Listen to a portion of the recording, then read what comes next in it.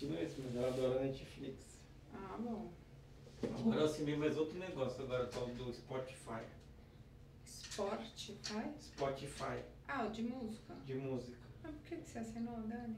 Porque não dava, se você não pode ouvir offline se você não é assinante. Dani, você vai ter que escolher. Ou é Globo, ou é Netflix, ou é Spotify.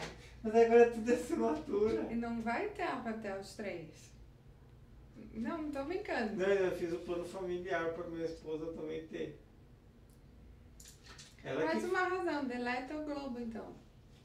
Não, mas eu não posso assistir essas coisas que eu posso assistir depois da internet. Então você assiste aquele meu vídeo, As Armadilhas da Organização Financeira, que fala exatamente isso. Quando a pessoa começa a se organizar, vê que sobrou um dinheiro e começa a gastar de novo. Dani, eu falei exatamente isso no vídeo. Surge uma mensalidade nova, veja lá. Mas dos 100 reais, dos 200 que eu gastava de TV a cabo... Vai para bolso.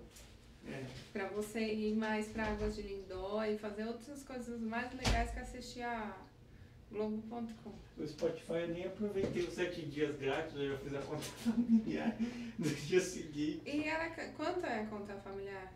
Que eu já... 22. Dani, vou te pegar com a linha. Vamos lá.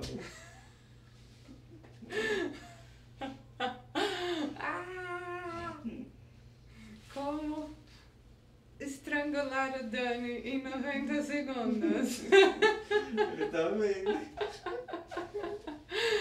Ai, meu Deus. Depois eu vou fazer final do ano e vou fazer um dos melhores momentos e eu vou por essa, viu? De como estrangular o Dani. Mas o Spotify é um bom serviço.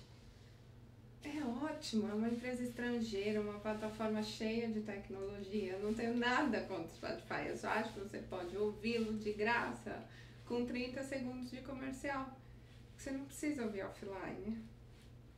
Não, mas se eu estiver na rua eu não consigo ouvir, né? Se eu estiver no metrô, porque ele vai precisar consumir banda, né? E você diz que você não pode ir pro plano controle porque você precisa da banda. Se não é a banda para ouvir a música, é pra quê? Ó, Dani, eu vou te falar, vou deletar isso